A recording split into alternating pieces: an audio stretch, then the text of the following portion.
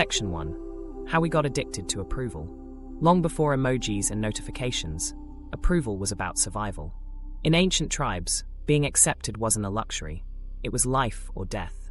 The people who stayed connected, who read social cues, who responded to praise and shame, were more likely to be fed, protected, and kept in the group. The outcasts, they faced danger alone. That instinct never left us. Our brains evolved to treat belonging as oxygen. When someone smiled at you, agreed with you, or stood beside you, dopamine rewarded the behavior. It nudged you to do it again. Not because it was fun, but because cooperation kept you alive. Dopamine wasn't meant to make you happy. It was designed to motivate you toward what might make you happy: food, shelter, safety, approval. It's the spark that drives action, not the glow that lingers after. It doesn't say, "This feels good." It says, "Do that again." And in that gap between action and reward, humanity built civilization. Then the digital age compressed those millennia of social exchange into lines of code and pixels. In the late 200s, early platforms like MySpace and Facebook created the first digital mirrors. For the first time, self-image became measurable: likes, followers, comments, friend counts. We had invented a scoreboard for belonging. It seemed harmless at first, a fun way to stay in touch. But somewhere beneath the interface, our primal circuits started firing. Each ding of validation echoed the voice that had once kept our ancestors safe in the tribe. We didn't realize that this ancient reward system had no firewalls for metrics and algorithms. The first like button might sound trivial now, but it became one of the most potent reinforcers in modern history. Its brilliance wasn't just in its simplicity, it was in its unpredictability. Sometimes your post got attention, sometimes it didn't. Each scroll became a gamble. And the brain loves uncertain rewards far more than consistent ones. That maybe this time, anticipation lights up the same neural pathways as slot machines. By the time notifications appeared on smartphones, our social instincts had been fully gamified. The algorithms realized that variable rewards kept people glued longer than predictable ones. A steady drip of dopamine turned into an intermittent blast pattern: reward, delay, reward, silence. And that silence was just as addictive, because it created tension. The mind filled the void with questions. Did anyone see it? Am I invisible? Should I post again? Without knowing it, you were being trained to self-regulate through external metrics, to modulate your mood by engagement count. The irony is that this loop pretends to give you autonomy. You choose when to post, when to check, when to quit, but the system is fluent in your cravings. It adjusts faster than you can notice. Every scroll teaches it more. What makes you pause? What triggers a reaction? Which moments of your day you're most likely to reach for connection? The digital tribe doesn't just reward behavior, it predicts it, inches before it happens. This wasn't accidental. It was architecture built on behavioral science. Early developers of social platforms borrowed directly from the playbooks of casinos and labs. Concepts like Skinner boxes, variable reward schedules, and intermittent reinforcement were no longer theory. They were user interface strategy. Sound cues were tested to mimic winning tones. Color schemes were optimized for arousal thresholds. The pull to refresh gesture wasn't just a neat interface trick. It was a digital slot handle, literally modeled on the motion that kept gamblers pulling levers through the night. Each flick created neurochemical suspense, your own personal casino reel spinning for social reward. With every downward swipe, your brain whispered, "Maybe this time." The red dot at the top of the screen wasn't a notification. It was bait dressed as attention, a psychological lure that researchers would later identify as one of the most effective dopamine triggers of the century. For humans who once relied on eye contact and shared stories around fires, the digital simulation of belonging was intoxicating. It offered social survival without the risk of rejection face-to-face. But it came with a new trade-off: quantity without intimacy. You could harvest endless signals of approval while losing the texture of genuine connection. And the dopamine still fired, regardless of whether the bond was real. To the brain, a like from a stranger and reassurance from a loved one share the same chemical language. Soon, real-world effort felt slow in comparison. Conversations, hobbies, relationships, all too uncertain, too drawn out. The feedback from a single post came faster, brighter, easier. A digital shortcut to the same neurochemical endpoint. But what we gained in speed, we lost in depth. And nobody noticed that our brains were learning a new lesson. Why wait for connection when you can simulate it at scale? The emotional cost was subtle at first. Disconnection crept in beneath the constant connectivity. Moments of silence began to feel like absence instead of rest. We weren't just checking our phones, we were checking for proof that we mattered. Each notification became a microdose of reassurance against modern solitude. But reassurance wears off faster than the time it took to seek it. By the time everyone knew what a dopamine hit was, it was already too late. The term became cultural shorthand for addiction, plastered across self-help feeds and documentaries. But the deeper truth is quieter. Dopamine isn't evil, it's obedient. It follows your patterns, and the systems around you learned how to choreograph those patterns better than you can resist them. In chasing validation, we didn't break the brain. We invited the oldest part of it into a world built to exploit attention. Somewhere between tribal fires and smartphone screens, approval stopped meaning safety and started meaning visibility. And while the brain hasn't changed in 50,000 years, the tools that speak to it have evolved faster than our awareness. What looks like expression is often a mirror feeding back desire. What feels like connection is sometimes conditioning. And that's the origin story of our addiction to approval. Not vanity, not weakness, but ancient survival instincts, still doing their job, just in a world where belonging has been redesigned for profit. Section 2. The dopamine slot machine. Every scroll, every refresh, every phantom buzz in your pocket. It's a gamble. Your brain doesn't see an app, it sees a slot machine. Only now, the casino fits in your hand, and the currency is attention. Science calls it intermittent reinforcement, a schedule of unpredictable rewards that keeps behavior alive longer than any steady prize ever could. It's why lab rats press a lever hundreds of times, hoping for a pellet that drops at random intervals. It's the same reason we keep checking for that one more like, that one more message that might ignite a tiny surge of dopamine. The story starts deeper in the brain, inside a cluster of neurons buried near the base.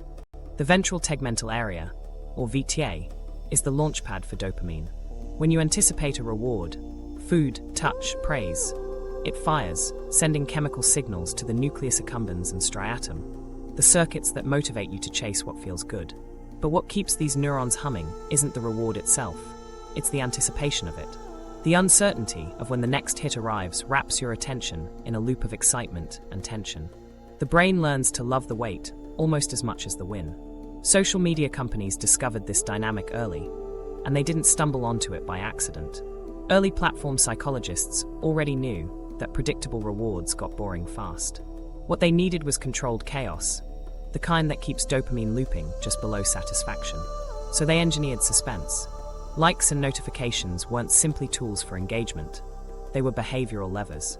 Notifications arrive in waves, deliberately delayed to simulate randomness. That illusion of unpredictability triggers what neuroscientists call a reward prediction error, the same brain glitch that makes gamblers chase the next spin. The system withholds stimulus just long enough to make you ache for it, then delivers it with precision. Every ding, buzz, and flash is part of a feedback matrix fine-tuned to your nervous system's rhythm, calibrated by machine learning until unpredictability feels personal. You're not scrolling because the last post pleased you, but because the algorithm has trained your brain to expect the next one might. A neuroscientist would tell you it's not the dopamine surge that traps you, it's the fluctuating promise. That tiny discrepancy between expected reward and actual reward sends an electric jolt through the midbrain. The higher the unpredictability, the stronger the teaching signal. The brain keeps saying, try again, try again, try again. The cost? You stop noticing you're trying. Picture someone refreshing their feed at 2:37 a.m. The room's dark, face lit blue by the screen. They tell themselves one more scroll, just a few more minutes. Each swipe is another pull of the lever. Their heart flickers with tiny bursts of anticipation. What's next? What's new? What if someone noticed me? The dim hum of dopamine gives way to exhaustion, but they can't quite put it down. When the next notification finally lands, it feels like relief. 10 seconds later, emptiness returns. The craving loop resets, ready for another spin. It's easy to call this a failure of willpower, but it's precision engineering. In the 195s, psychologist B.F. Skinner proved that variable ratios, rewards given at unpredictable intervals, produce compulsive behavior even when the subject stops receiving any real payoff. Casinos copied his data. Decades later, social media coded it. The pull to refresh gesture on your phone mimics a slot handle for a reason. It turns every interaction into a microbet on social validation. And like all bets, the thrill comes before the outcome. The mechanism is ancient. Dopamine evolved to guide foraging, the search for fruit, not the eating of it. The hunter-gatherer brain lights up at uncertain discovery, the rustle in the bush that might be food. Today, that curiosity is hijacked by endless scrolls, each one a digital rustle, promising novelty. Our nervous system still prepares for reward, but the calories come in pixels instead of nutrients. Studies using brain imaging confirm the overlap. When participants view social feedback, likes, hearts, or new followers, the striatum glows just like it does in gamblers anticipating a win. The amygdala, tied to emotion, joins in, creating an emotional hook between excitement and relief. The very circuits built for survival become rehearsal spaces for dependency. Over time, you begin to crave the anticipation more than the outcome. Meanwhile, the algorithms learn your rhythm. They track which posts you linger on, what time of day you scroll, when your mood dips. Using that data, they fine-tune randomness into precision. Unpredictable for you, perfectly predictable for them. That unpredictability keeps you paying attention far longer than intention ever could. The neuroscience matches the feeling. Dopamine doesn't flood your system endlessly, it pulses. Too frequent, and receptors numb. Too sparse, and motivation collapses. Platforms exploit the sweet spot, the near-miss effect. Like in slot machines, most posts aren't jackpots, but they come close enough to keep you spinning. You didn't get 5 likes, you got 49 instead of 50. That missing one gnaws quietly, telling your brain the jackpot is almost there. Listen closely, and you'll hear the language of addiction whispered in everyday habits. You think you're choosing to open Instagram. Neuroscience says you're responding to a learned cue. The red badge, the buzz, the sound of possibility. Each trigger carries a memory trace of the last high, pushing your thumb before your prefrontal cortex can intervene. The frontal lobe plans, the striatum reacts. In the milliseconds before rational thought, biology wins. This continuous dance between hope and reward reconfigures time. Patience shrinks, satisfaction splinters into fragments. You begin living between reinforcements, measuring joy in micro-intervals.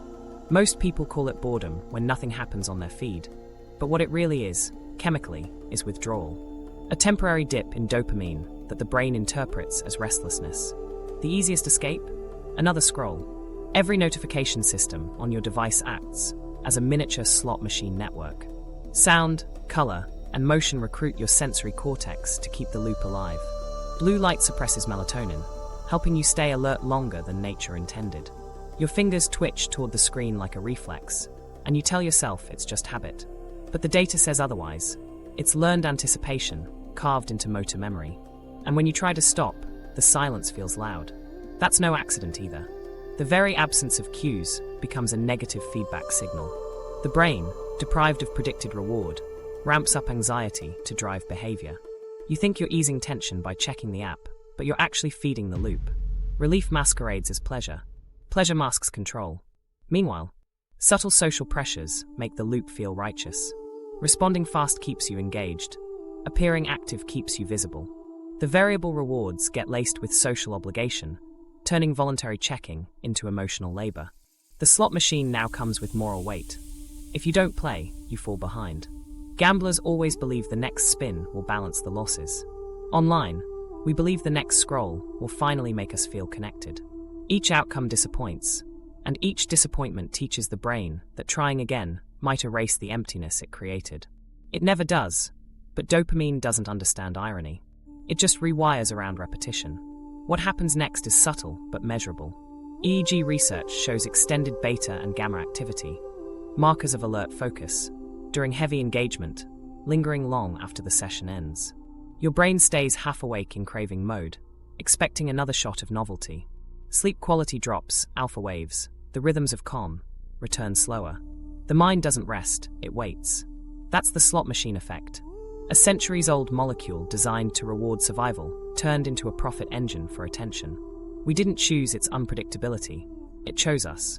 Because in an ecosystem built on engagement, the winner isn't the content that satisfies you, but the one that keeps you chasing. Each swipe is a spin, each like a coin, and every silence, just long enough to make you gamble again. Section 3. The deficit within, when dopamine drains out. At first, the highs are frequent enough to mask what's happening. You scroll, you refresh, you get the hits. The dopamine pulses on cue, a rhythm that feels like participation, like you're part of a moving world. But the rhythm carries a cost. The more those pathways fire, the harder they are to satisfy. The receptors that once responded to novelty start to dull. The same post, the same attention, doesn't feel the same anymore. So you post more, you check more, you expect more. Trying to reach a threshold your brain keeps moving out of reach. What started as stimulation quietly turns into starvation. Neuroscience calls it dopamine desensitization. It's what happens when reward neurons are flooded too often. Each blast of dopamine triggers microscopic changes in receptor density across regions like the striatum and prefrontal cortex. The brain, always optimizing for balance, downregulates sensitivity to avoid overexcitation. The result is a paradox. The more hits you get, the less you can feel them. Ordinary moments, sunlight, music, a friend's laughter, lose their charge. It's not that you don't care, it's that your chemistry forgot how. People talk about burnout like it's an emotional phenomenon. In this sense, it's neurochemical. The same circuitry that once pulsed with anticipation now sputters. The highs flatten, leaving a grey hum of constant seeking. You refresh out of habit, not hope. The feed keeps moving, but the meaning thins. It's the same psychology underlying substance withdrawal, only slower, quieter, sanctioned by culture. Social media doesn't wreck dopamine overnight. It erodes it drip by drip, replacing deep satisfaction with constant stimulation. Inside the skull, another process unfolds. Reward prediction error collapses. When nothing surprises you, dopamine stops learning. In gamblers, this is the moment they bet harder. In digital life, it's when you scroll longer, desperate for novelty that feels new. But the algorithm has already learned what satisfies you just enough to keep you from leaving. You've trained each other. Biological loops and digital logic evolving in tandem until expectation outruns fulfillment. Eventually, this isn't about excitement anymore. It's about relief. You don't check your phone to feel good. You check it to stop feeling bad. The absence of dopamine, the lull between cues, becomes uncomfortable. Scientists call it a dopamine deficit state, but experientially, it feels like emptiness, boredom that borders on anxiety, motivation that doesn't quite wake up. You crave stimulation not to gain pleasure, but to escape the low that follows overstimulation. If you've ever stared at your screen and felt both wired and hollow, that's the deficit.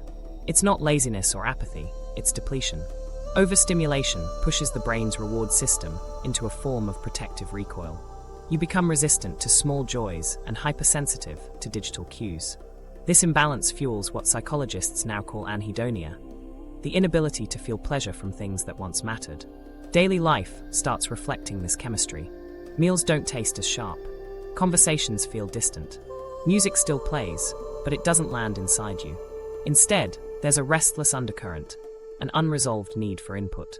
You think the solution is a little more engagement, but that pursuit deepens the fatigue. The harder you chase feeling something, the more elusive the spark becomes. The EEG data mirrors this experience. After extended periods of high-intensity scrolling, beta and gamma brainwave activity, those associated with alert focus, remain elevated even after the device shuts off. Meanwhile, alpha waves, which correlate with relaxation and mental recovery, take longer to return. Translating that into human terms, the body is done, but the mind hasn't exited. You put the phone down, but your nervous system doesn't get the memo. That state has a word too: digital fatigue. It feels like mild agitation, a difficulty enjoying stillness, an urge to flip to something else mid-task. Behind it lies a physiology that confuses silence with boredom and boredom with danger. For our ancestors, inactivity meant risk, predators, hunger, vulnerability. Today, it just means lost engagement metrics. But your brain never updated the software. When dopamine dips, the survival code interprets it as a threat. The itch to check, to refresh, to do something. That's biology mistaking silence for peril. Over time, these small deficits add up to longer emotional plateaus. Researchers find chronic heavy users report higher rates of depressive symptoms, not because the feed causes sadness directly, but because overstimulation blunts responsiveness across the reward system. When everything's loud, joy loses contrast. Your emotional palette narrows. You still experience life, but it's dimmed around the edges. Withdrawal from that cycle doesn't look dramatic. It looks like irritability in quiet moments, constant background tension, an odd fear of putting your phone away. The discomfort peaks when you try to rest, because rest is now a gap that the mind wants to fill. Every time you resist checking, the system flags an error, predicted reward missing. In that split second, dopamine's absence translates into psychological unease. You think you're missing out, but what you're actually missing is equilibrium. This chemistry bleeds into motivation. Dopamine-rich loops like social engagement start replacing slower, effort-based gratification. Getting through a book, completing a project, or maintaining self-discipline all rely on delayed rewards. When the brain is conditioned for immediacy, those long-term goals feel unreachable. The result isn't just distraction, it's a subtle erosion of willpower. The prefrontal cortex, responsible for focus and planning, struggles to override subcortical cravings. You know what you want to stop doing, but the impulse feels stronger than logic. There's a deceptive quiet that follows this exhaustion. People describe feeling numb, but numbness isn't lack of feeling, it's defense. The brain mutes signals it perceives as unmanageable. In a dopamine deficit state, even stress hormones shift. Cortisol rises to compensate for lost stimulation, making you feel wired but unmotivated, a combination perfectly suited for compulsive checking. You're both drained and restless, an engine idling high with an empty tank. That exhaustion can turn existential. When nothing feels good for long, meaning itself starts to blur. The mind looks outward for something stronger, faster, easier. Another app, another affirmation, another identity revision. It's why digital burnout doesn't end at fatigue. It leaches into identity. The algorithms promise novelty, but novelty without depth is chaos. Your self-image fractures across timelines and trends until the reflection looking back is curated to survive low dopamine, not express truth. This is the hidden consequence of chronic overstimulation. Not just diminished mood, but distorted perception of what normal feels like. Real life, with its pauses and uncertainties, begins to register as underwhelming. The brain, calibrated for peaks, reads stability as emptiness. That's the inverted equation social media teaches. Peace equals boredom, quiet equals loss, focus equals deprivation. The deficit becomes self-perpetuating. You escape discomfort by seeking stimulation, and the stimulation deepens the discomfort. So when people say they're addicted to their phones, it's not metaphor. It's a measurable adaptation in the reward system. The neurons fire, fatigue, recalibrate, and leave you craving relief from the very cycle causing the pain. The like button isn't potent enough to destroy humanity. It's potent enough to drain subtle joy from the edges of daily life. It's easy to overlook because the symptoms don't scream. They whisper through mild detachment, through the sense that you're always half here. But listen closely, and you'll recognize the pattern. The body is craving reflection. The mind interprets it as restlessness. You reach for stimulation when what you need is stillness. And that's the quiet devastation of the dopamine deficit. It doesn't break you with noise. It pulls meaning out with silence. The world keeps moving, but your reward circuits stall, searching for a pulse that once came easy.